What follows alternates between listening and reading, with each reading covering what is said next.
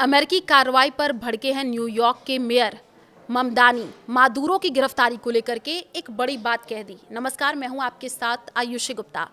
New York शहर के नवनिर्वाचित मेयर जोहरान ममदानी ने वेनेजुएला के राष्ट्रपति निकोलस मादुरो और उनकी पत्नी सीलिया फ्लोरेस की अमेरिकी सेना द्वारा गिरफ्तारी पर कड़ा ऐतराज जताया है। ममदानी ने इस कार्रवाई को न केवल गलत बल्कि अंतर्राष्ट्रीय कानून और संप्रभुता के खिलाफ बताया है। उन्होंने कहा कि किसी संप्रभुत्व देश पर इस तरीके की एक तरफा सैन्य कार्रवाई सीधे तौर पर युद्ध का कृत्य मानी जाती है और इसका असर न्यूयॉर्क जैसे बहुसांस्कृतिक शहर पर भी पड़ता है।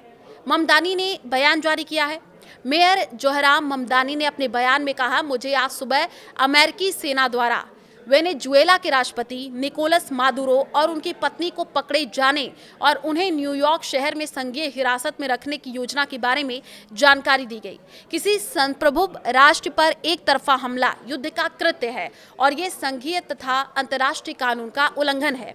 उन्होंने आगे कहा कि सत्ता परिवर्तन का ये खुला प्रयास केवल विदेशों तक सीमित नहीं है, बल्कि इसका सीधा असर न्यूयॉर्क के नागरिकों पर भी पड़ता है, खासकर उन हजारों वेनेजुएलवासियों पर जो इस शहर को अपना घर मानते हैं। ट्रंप की घोषणा के बाद ये बयान आया है। ममदानी का ये बयान अमेरिकी राष्ट्रपति डोनाल्ड ट्रंप की घोषणा के कुछ घंटों बाद सामने आया।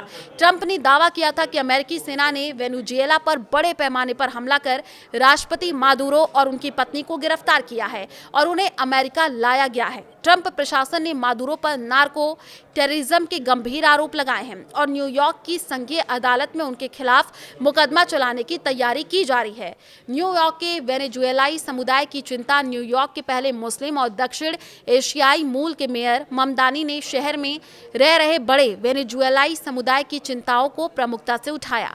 न्यूयॉर्क में हजारों वेनेजुएलाई प्रवासी रहते हैं जो हाल की वर्षों में अपने देश की राजनीतिक और आर्थिक संकट से बचने के लिए यहाँ आए हैं। ममदानी ने कहा कि उनकी प्राथमिकता इन लोगों सहित न्यूयॉर्क के सभी लोगों की सुरक्षा है। अंतर्राष्ट्रीय स्तर पर विवाद है। जी हाँ, देखिए, मादुरो की गिरफ्तारी और अमेरिकी सैन्य कार्रवाई ने वैश्विक स्तर पर विवाद खड़ा कर दिया है। कई लैटिन अमेरिकी देशों के साथ साथ रूस, चीन और ईरान ने इस कदम की कड़ी निंदा की है, जबकि कुछ देशों के नेताओं ने इसे समर्थन भी दिया है। संयुक्त राष्ट्र ने इस कार्रवाई को खतरनाक मिसाल करार दिया। तो कराकस हमले में मौतों की खबर, और इस बीच रिपोर्ट्स में यह दावा किया गया कि अमेरिकी हवाई हमले में वेनेजुएला की राजधानी कराकस में कम से कम 40 लोगों की मौत हुई है। यह हमला 3 जनवरी को ऑपरेशन एब्सोल्यूट रिजॉल्व के तहत किया गया था, जिसके बाद राष्ट्रपति निकोलस मादुरो को हिरासत में लिया गया।